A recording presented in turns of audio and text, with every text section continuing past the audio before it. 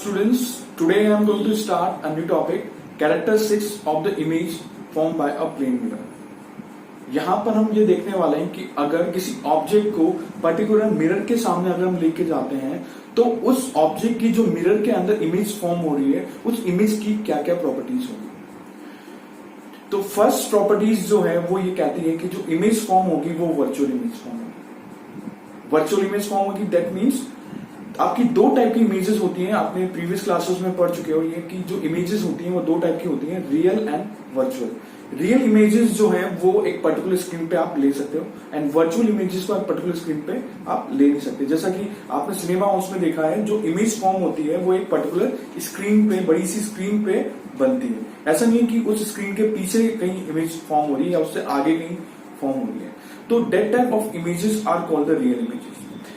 Second, जो virtual images होती है उनको एक पर्टिकुलर स्क्रीन पे आप ले नहीं सकते। जैसा हम मिरर के केस में देखते हैं कि जो मिरर में, प्लेन मिरर के अंदर जो इमेजेस फॉर्म हो रही है वो मिरर के पीछे फॉर्म हो रही है। ऐसा नहीं है कि मिरर की जो स्क्रीन, जो आगे की जो स्क्रीन है उस पर इमेज फॉर्म हो रही है, इमेजेस जो है मिरर के पीछे फॉर्म हो रही है। तो that type of images are called a virtual image. Second जो प्रॉपर्टी है वो ये कहती है कि जो इमेजेस फॉर्म होगी वो इरेक्ट फॉर्म होगी, मतलब सीधी फॉर्म होगी, इन्वर्टेड फॉर्म नहीं होगी। इसको हम एक सिंपल से एग्जांपल से समझ सकते हैं कि अगर हम किसी पर्टिकुलर मार्कर को अगर मैं मिरर के सामने लेके जाता हूं तो उस मार्कर में जिस तरीके से ये दिख रहा है कि ब्लैक कैप ऊपर है और व्हाइट पोर्शन नीचे है, वैसा का वैसा दिखाई देगा। ऐसा नहीं होगा इन्वर्टेड फॉर्म में कि ब्लैक कैप नीचे दिख रहा है, व्हाइट पोर्शन ऊपर दिख रहा है। वो हमेशा इरेक्ट फॉर्म में ही दिखेगा, इन्वर्टेड फॉर्म में नहीं दिखेगा। तो इमेजेस हमेशा इरेक्ट फॉर्म में ही आपको मिरर के अंदर, प्लेन मिरर के अंदर मिलेगी।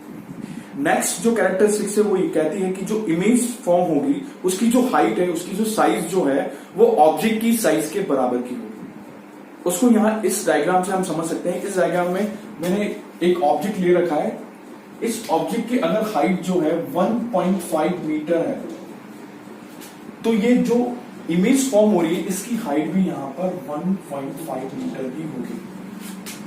अगर कोई ऑब्जेक्ट जो है 1 मीटर का है तो उसकी जो इमेज फॉर्म होगी वो भी सेम साइज की फॉर्म होगी। स्पेरिकल्स मिरर्स में हम पढ़ेंगे कि ऐसा नहीं होगा, कई जगह पर इमेजेस जो होगी बड़ी बनेगी और कई जगह पर इमेजेस छोटी बनेगी। उनके बारे में हम बाद में डिस्कस करेंगे।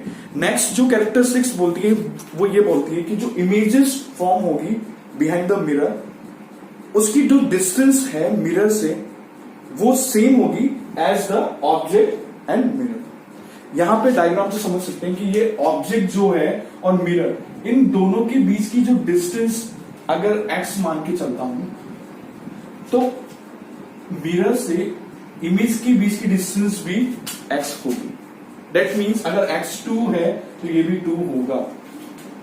एक छोटे छोटे स्मॉल क्वेश्चंस आ जाते हैं कि एक पर्सन जो है मिरर के सामने खड़ा है 2 मीटर डिस्टेंस पे, अगर वो 1 मीटर पीछे जाता है तो ऑब्जेक्ट और इमेज के बीच की डिस्टेंस क्या होगी। तो हम देखते हैं कि ये जो मिरर के सामने जो ऑब्जेक्ट आपका खड़ा हुआ है तो यहां से यहां तक की डिस्टेंस, मतलब ऑब्जेक्ट से मिरर की डिस्टेंस 2 मीटर थी, 1 मीटर पीछे चला गया तो ये डिस्टेंस जो है यहां पर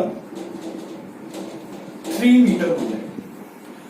ठीक है, और हमें पता है कि प्लेन मिरर के अंदर जो इमेजेस फॉर्म हो रही है वो इतना ही डिस्टेंस पे होता है जितना ऑब्जेक्ट जो है मिरर से होता है। तो वो भी क्या हो जाएगा, पीछे इस तरीके से चला जाएगा, वो भी 3 मीटर हो जाएगा। तो टोटल जो डिस्टेंस आपको मिलेगी वो मिलेगी 6 मीटर। तो इस टाइप के स्मॉल क्वेश्चंस कॉन्सेप्चुअल पूछे जाते हैं, सिंपल क्वेश्चंस हैं।